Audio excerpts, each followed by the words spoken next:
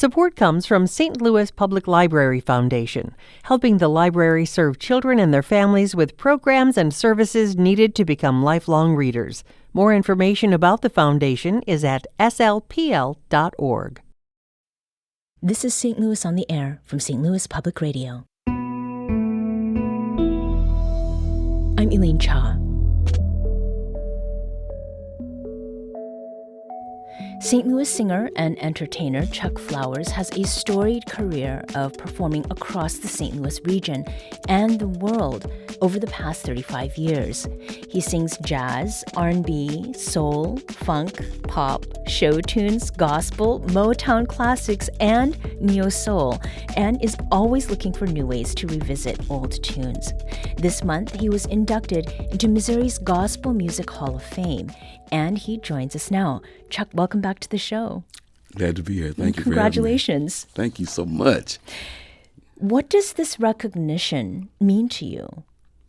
It's a full circle for me because I started in gospel music, of course, as a, in my 20s and even before that in choirs and things. So I'm inducted in the same year as the O'Neill twins, who I started with in like 1981. Mm-hmm. So it's full circle and quite an honor. What was happening in 1981 that marks it as the beginning? I started with the interfaith choir, which was the O'Neill twins, famous O'Neill twins, gospel artists. I started with their choir then. I'd been in other choirs prior, like the Gospeleers of St. Louis, Gospel Music Workshop, Light of the World, Ministries, and stuff like that. But I got in the choir with the O'Neill twins because I was encouraged by another member who had left St. Louis. So that started me being with that choir where we traveled to Bobby Jones Gospel and did some traveling with the twins around the country. So it was the beginning of, touring around and singing in churches and singing in other audiences, other places around the world. Now, I went over sort of this very long, impressive list of genres in which you sing. But your start was, as you mentioned, with gospel music. Mm-hmm. And as I understand, your grandmother was a big influence on you when you were a child. Tell us about that. Very much. What got me was there was a piano in the house all the time. So when I'm coming home from school, I would turn the corner as I'm coming up my street and I could hear music. So she'd be playing and she would have the front door open and the screen door would be locked. But I could hear her as I'm coming up the street. So that was everything to me because this was somebody making music with their hands. And I didn't know anybody had a piano in their house other than my house. Mm-hmm. And I lived in, that's when we had the village in the neighborhood. And my grandmother stayed on the first floor. Me and my mother and sister stayed on the second floor. I had an uncle on the third floor. So I had music up all over the place. Everything played all the time. So my grandmother was a very influential in the beginning. Mm-hmm. Yeah. Did you have thoughts then already about making a career of music? Not at all. I just love music, and I think piano playing got me right away because somebody was making that right in front of me. Mm-hmm. And I think that got me to listening to other piano players over the years, in St. Louis and famous people who were getting Grammys and stuff like that. So that started my music appreciation there. Mm-hmm. Yeah. Now, Chuck, you are gearing up for a sold-out Bill Withers tribute show on September 24th. Yeah. May I ask for a bit of a taste of what you'll be doing on stage? Ain't no sunshine when she's gone. It's not warm when she's away. Ain't no sunshine when she's gone. And this house just ain't no home anytime she goes away. That right there. It's beautiful. Thank you. What is it about that song? I mean, I think it's what people probably think first of when they think of Bill Withers. But do you have a personal relationship with that song? Yes. It was one of the early records I bought by Bill Withers that was in my house. and it was on the radio a lot. And this is when he was having a very hot streak, and that's when we bought 45s. Come on, that's going back, right? Indeed, yes. So I was buying records as a young kid. So it stands out as being very very important in my music appreciation and my early purchases of music. Yeah. So yeah. We're talking with Chuck Flowers, who was recently inducted into the Missouri Gospel Music Hall of Fame. And joining us now is the founder of that Hall of Fame, Monica R. Butler. Monica, welcome. Absolutely. Thank you for having me. So we've heard Chuck sing, but why was Chuck selected to be an inductee? Wow. So many reasons. Because first of all, he's deserving and it's long overdue. I am Dr. Monica R. Butler. I'm the founder of the Gospel Music Hall of Fame. But back in 1982, was a documentary film that was done here in St. Louis, Missouri called Say Amen Somebody.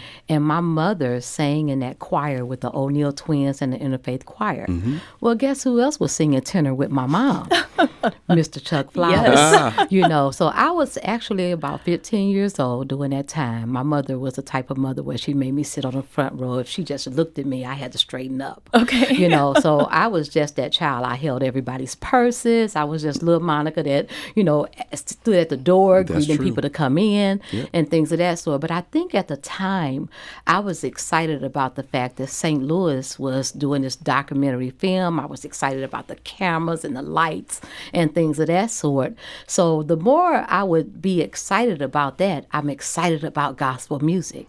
So with them being in the choir and making that documentary back in 1982 to today, I felt as if we need to do that again. We need to do that again. And so many of the people that were in the choir at that time, either they passed on or either, they're just older. But Chuck is one that kind of kept his youthfulness. And he's singing all around the place. He's such a phenomenal young man. So I knew that I was going to tap him anyway to help me with the next version of the documentary that I wanted to do. Had no idea I wanted to do a Gospel Music Hall of Fame. But one day, in Holy Corners District on Kings Highway, I saw this old red church where we used to have concerts at. The O'Neill twins actually had one of their first concerts there in the interfaith choir. So Chuck was always that person that I knew, again, that he had to be by my side while I took this journey. So as I thought of him, the more I thought of that, I said, Chuck need to be inducted into the Hall of Fame. Like, he's deserving because he has helped to genre the music of gospel, and he inserts it into even his secular stuff that he does. He always put the Lord first. And so that's what I admire about him, I love about him, and I'm so happy about this journey. It's the Gospel Music Hall of Fame that happens to be a headquarters here in Missouri, but we are nationally known. Yeah. Great.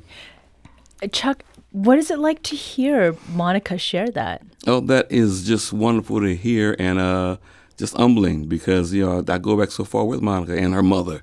I loved her mother. And being in the choir with her mom and seeing Monica hold these purses and sit on the benches in the front. So she was at every rehearsal where she had to sit until we were done. So I watched her grow as well into a beautiful young woman that she is now. Thank you. So, Thank you. She's like a little sister to me. Yeah. Absolutely. But Chuck is so phenomenal.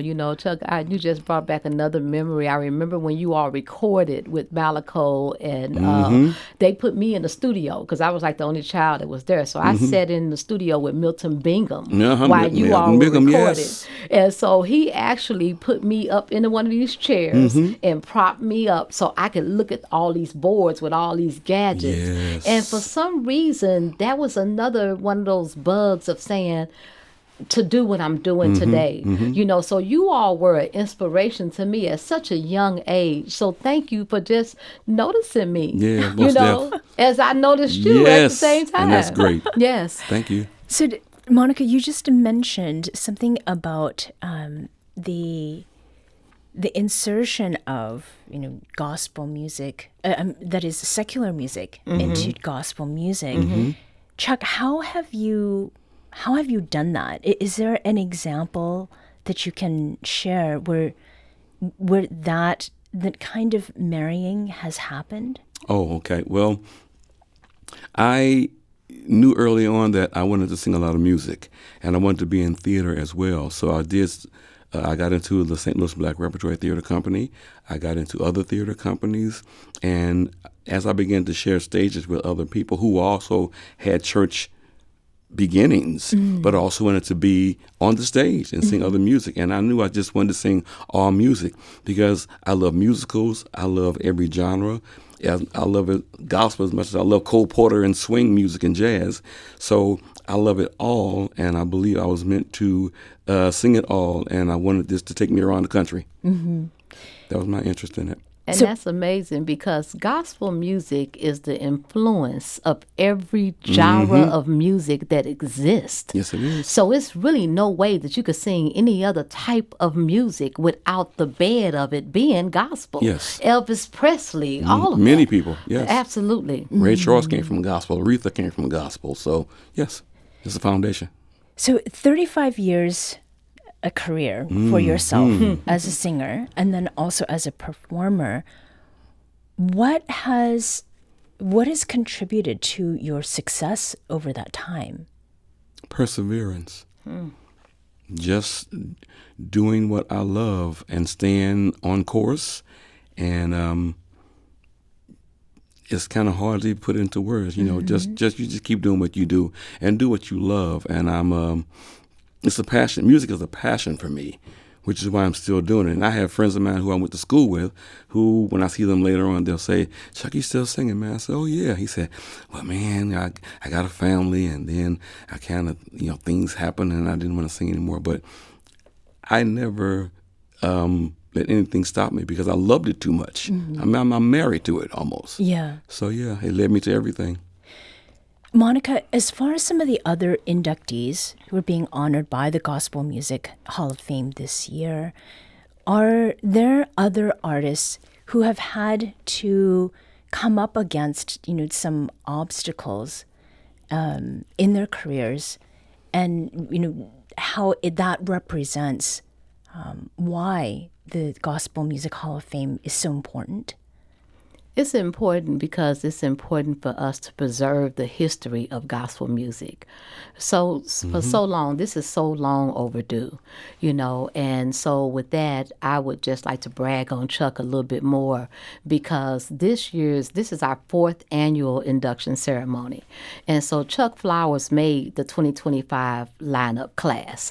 And with this class, we inducted legends and people who have passed away, Sissy Houston, Whitney Houston, Kirk Franklin, the Clark sisters. He was along that line. And to me, he matched up just as well as they have. Wonderful. You know, so right here from St. Louis, Missouri, our own Chuck Flowers, a legend in our own area. Thank you, Monica. I am just proud to be sitting here with him. I'm so proud of him. I'm so proud of the fact that he made this particular lineup. But it was things that he has done that's so deserving of where he is today. And so the obstacles that gospel artists are had to endure over the years, you can kind of see it in that movie, Say Amen, Somebody. Yes. Just what Willie Mae Ford Smith had to go through with her family, what Zella had to go through with her family. You know, so the history is the history. But look at where we are today. Yes. We have a Gospel Music Hall of Fame that we could be inducted to and preserve and be proud of. Yes. Thank you. And being an inductee, your career continues. We're not talking about. Yes. So how does this honor, how does it inspire you for what you are continuing to do? It inspires me to go further, go to the next level. I'm looking at global success. I'm looking at traveling beyond here. I am trying to get to New York City again, back to California again, back to Vegas again. I'm trying to get to Kansas City with their jazz scene. So I'm looking to go even further and out of this country. Monica, you have big plans for the Gospel Music Hall of Fame Absolutely. on North Kings Highway in the coming year. In the final minute, how are these efforts going?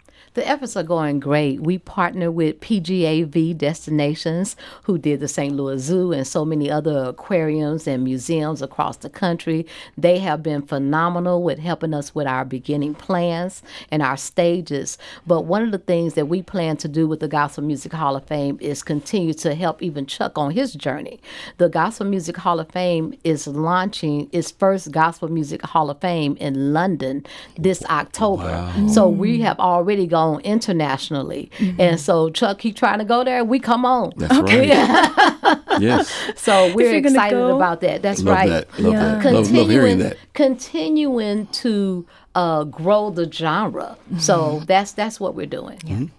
Monica R. Butler is the founder of the Missouri Gospel Music Hall of Fame. Monica, thank you for joining us Absolutely. today. And St. Louis singer and entertainer Chuck Flowers is one of the most recent inductees into that Hall of Fame. Thank you Chuck, so much. thank you. I want to say thank you to Katie McGrath as well, who has been very helpful.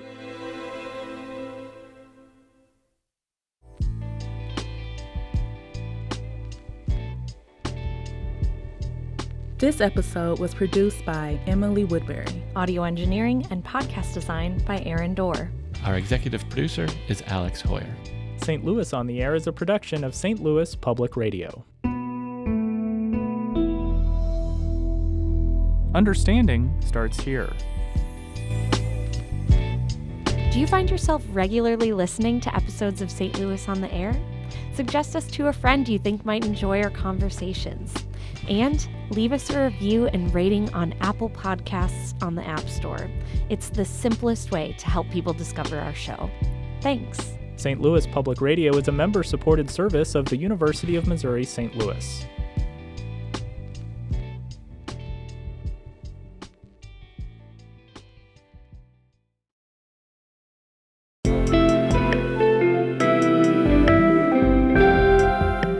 The Gateway brings you the day's news each weekday from around the St. Louis region and the state capitals in Jefferson City. Our schools are accredited.